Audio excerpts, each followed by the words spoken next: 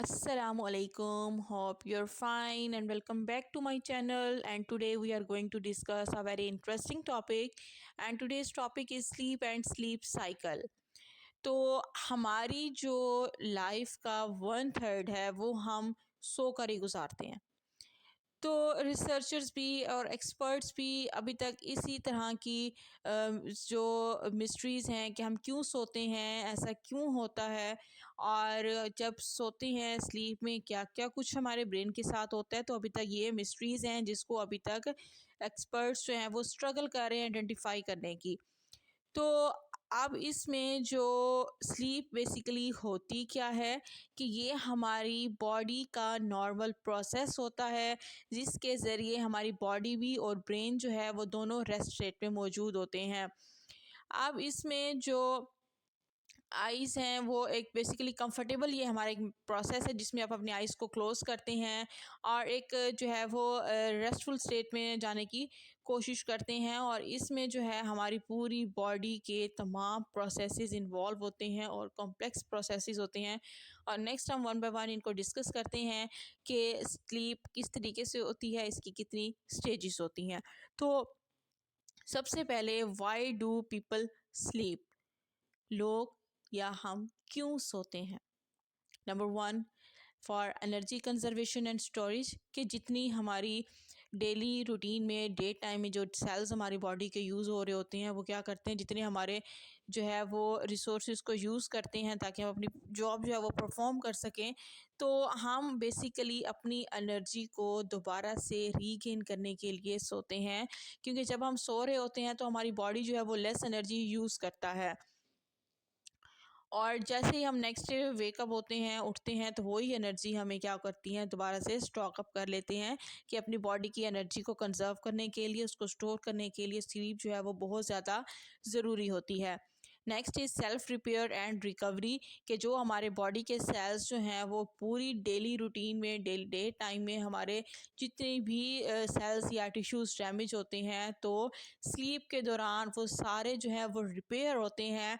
इसलिए हमारी जो स्लीप है वो सेल्फ रिपेयरिंग के लिए और रिकवरी के लिए बहुत ज़रूरी होती है। इसलिए जब भी आप टायर्ड होते हैं तो आप क्या कोशिश करते हैं, रेस्ट करें ताकि आपके जो इंजर्ड सेल्स एंड टिश्यूज़ हैं वो रिकवर हो सकें। Third is brain maintenance. तो जब आप सोते हैं तो आपका ब्रेन क्या करता है, अपनी आपकी मेमोरीज़ को रीऑर्गेनाइज़ करता है और जितनी इंफॉर्मेशन होती है उसको रीऑर्गेनाइज़ करता है। ये प्रोसेस उसी तरह है जिस तरह लाइब्रेरियन जो है at the end of the word वो क्या करता है, या at the end of the day जो है वो तमाम बुक्स होती हैं उनको सॉर्ट आउट करता है, उनको शेल्फ्स पे सॉर्ट करता है। उसी तरह हमारा जो ब्रेन होता है, हमारी जितनी इंफॉर्मेशन होती है, हमारा जो लर्निंग का प्रोसेस होता है, उसको दोबारा से जो है वो मेमोराइज़ कराने में या उसको कैटलॉग करने में या उसको रीऑर्गेनाइज़ करने में हेल्प करता है। तो next is stages of sleep. अब स्टेज जो है वो हमारी स्लीप की बेसिकली जो है वो दो स्टेजेस होती हैं, एक होती है रैम स्लीप, एक होती है non REM sleep. REM sleep क्या है, रैपिड आई मूवमेंट स्लीप है, और नॉन रैम क्या है, non rapid eye movement sleep होती है। तो इसकी बेसिकली जो है वो स्टेजेस हैं जिसमें जो है 5 स्टेजेस होती हैं। स्टेज 1, स्टेज 2, 3 एंड 4 को जो है वो बेसिकली एक ही स्टेज कंसिडर किया जाता है, and last is REM sleep stage जो है ये स्टेज 5 होती है। तो जो इसकी फर्स्ट 4 स्टेजेस होती हैं वो नॉन रैम स्लीप की स्टेजेस होती हैं और लास्ट जो है वो रैम स्लीप की स्टेजेस होती हैं। तो सबसे पहले हम डिस्कस करेंगे जो नॉन रैम स्लीप स्टेजेस हैं वो कौन कौन सी हैं। तो जो इसकी फर्स्ट स्टेज होती है इसमें क्या होगा कि ये फ्यू मिनट्स की स्टेज होती है। इसके बाद जो ऑनसेट है स्लीप का वो ग्रेजुअल हो जाता है, कोई किसी तरह का कोई ट्रांजिशन पॉइंट नहीं होता स्लीप और वेकफुलनेस के अंदर। अब इसमें जो है एवरेज जो बताई गई है रिसेंट स्टडी के अकॉर्डिंगली तकरीबन 35,000 लोग जो हैं फ्रॉम डिफरेंट 10 कंट्रीज़ जो हैं उनका जो ड्यूरेशन होगा वो होता है वो 25 मिनट्स का। तो जो सोने के लिए टाइम रिक्वायर्ड है वो डिपेंड करता है डिफरेंट फैक्टर्स के ऊपर कि उसका जो सर्कैडियन साइकिल है वो क्या है। अब सर्कैडियन साइकिल क्या होता है? बेसिकली ये एक बायोलॉजिकल साइकिल होता है जो दिन और रात का, के डे लाइट है तो उसमें हमने जैसे नहीं सोना, और नाइट टाइम है तो एक आपकी जो ब्रेन है एक्टिवेट हो जाता है कि जी नाइट टाइम स्टार्ट हो गया, तो नाइट टाइम क्या है, वो एक स्लीप ड्यूरेशन है। तो ये कंट्री टू कंट्री जो है वो सर्कैडियन या बायोलॉजिकल साइकिल जो है वो वेरी करता है। तो जो नॉइज़ का लेवल है, लाइट है, उसकी जो स्लीप इन्वायरमेंट में, वो बड़ी इसमें मैटर करती है, और साथ साथ पर्सन की जो एज है वो बड़ी मैटर करती है। जिस तरह अगर हम लोग जो है वो बच्चों की बात करें तो जो इन्फेंट्स होते हैं उनका स्लीप का ड्यूरेशन ज़्यादा होता है। जिस the passage of age sleep का ड्यूरेशन जो है वो कम हो जाता है। जो एवरेज ड्यूरेशन होता है वो 6 to 7 आवर्स ड्यूरेशन होता है। अब इसी तरह स्टेज 1 जो है वो एक ट्रांजिशनल, ब्रीफ ट्रांजिशनल स्टेज होती है लाइट स्लीप की, जो 10 से 12 मिनट होती हैं। इसमें जो चेंजेस आती हैं वो ब्रीथिंग और हार्ट रेट जो है वो स्लो हो जाता है, और जैसे जैसे मसल में टेंशन प्रोड्यूस होती है और बॉडी टेम्परेचर डिक्लाइन कर जाता है। अब इसमें जो इलेक्ट्रिकल वेव्स प्रोड्यूस होती हैं वो होती हैं अल्फ़ा वेव्स, जो कि ईईजी जो एक्टिविटी है उसमें डोमिनेटली देखा गया है। अब इस स्टेज पे क्या होता है, हाइपनिक जर्क्स होते हैं। हाइपनिक जर्क्स क्या होते हैं? ये मस्कुलर कॉन्ट्रैक्शन होती हैं थोड़ी टाइम ड्यूरेशन के लिए। जैसे ही एक पर्सन सोता है उसके बाद जो है वो स्टेज 1 पे के बाद क्या हो जाता है, ड्राउजीनेस के अंदर चला जाता है। जैसे ही इसमें स्टेज 1 कंप्लीट होती है, स्टेज 2, स्टेज 3 एंड स्टेज 4 जो है उनका साइकिल स्टार्ट हो जाता है।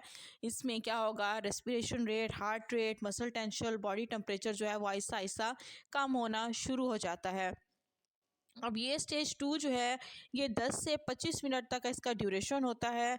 उसके बाद आहिस्ता आहिस्ता जो ब्रेन की एक्टिविटीज़ होती हैं वो क्या हो जाती है, फ्रीक्वेंसी उनकी ज़्यादा हो जाती है, जिनको स्लीप स्पिंडल्स कहा जाता है। और ये सारा कुछ ईईजी एक्टिविटी में देखा गया है। तो जैसे ही ब्रेन की वेव्स जो है वो एम्पलीट्यूड में या ज़्यादा होती हैं और फ्रीक्वेंसी में कम होती हैं, तो जो हमारी बॉडी है वो डीपर स्लीप में जाना शुरू हो जाती है, जिसको स्लो वेव स्लीप कहा गया है। जो स्लो वेव स्लीप है ये स्लीप स्टेज 3 और स्टेज 4 जो है, जिसमें एम्पलीट्यूड ज़्यादा होता है, फ्रीक्वेंसी कम होती है, डेल्टा वेव्स जो है वो बहुत प्रोमिनेंट होना शुरू हो जाती हैं। तो आधा घंटा जो है वो स्लो स्लीप वेव जो स्लीप है इसका ड्यूरेशन होता है, और ये 30 मिनट्स तक रहता है। उसके बाद दोबारा ये साइकिल रिवर्स होता रहता है, और आहिस्ता आहिस्ता ग्रेजुअली जो है वो दोबारा अब पर्सन जो है वो स्लीपर जो है मूव करना शुरू हो जाता है upward through the lighter stages, और उसके बाद जो है वो दोबारा आगे नेक्स्ट स्टेज स्टार्ट हो जाती है, जिसको रैम स्टेज ऑफ स्लीप कहा गया है। अब जो रैपिड आई मूवमेंट है इसके अंदर क्या होगा कि दोबारा जो है वो स्टेज स्लीपर जो है पहुंचेगा स्टेज 1 पे, तो वो कहाँ जाएगा, 5th स्टेज की तरफ जाएगा, जिसको रैम स्लीप कहा गया है। तो रैम स्लीप क्या क्या होती है, रैपिड आई मूवमेंट होती है। इसके अंदर रिसर्चर्स ने इलेक्ट्रो कोलोग्राफ के थ्रू जब उसको मॉनिटर किया गया मूवमेंट को, तो अब उसमें क्या देखा गया कि with the naked eye if you closely watch someone in the REM slap sleep of stage, तो जो इसके अंदर लिटिल रिपल्स हैं मूव बैक करते हैं और बैक एंड फोर्थ मूव करते हैं जैसे ही आप अपनी फिर आई लिड्स को क्लोज करेंगे। अब जितने भी मैमल्स हैं, बर्ड्स हैं, उन सब के अंदर रैम स्लीप स्टेज मौजूद होती है। अब इसमें जो ह्यूमन बींग्स के अंदर है रैम स्लीप स्टेज, इसको डीपर स्लीप स्टेज भी कहा गया है। इसमें इस स्टेज पे जब पर्सन पहुंच जाए तो उसको उठाना मुश्किल हो जाता है, जिसको आप कहते हैं कि गहरी नींद में सोना।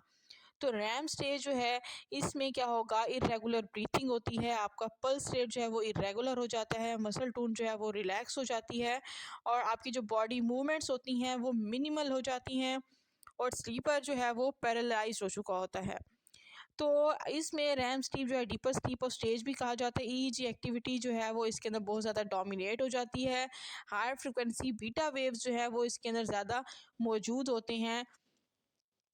अब ये जो बीटा वेव्स इसमें देखी गई हैं ये सिमिलरली उसी तरह है कि जब कोई पर्सन जो है किसी अलर्ट सिचुएशन में या फ़ौरन अचानक उठ जाए तो वो उन पर्सन से रिजेम्बलेंस इसकी होती है बीटा वेव्स की।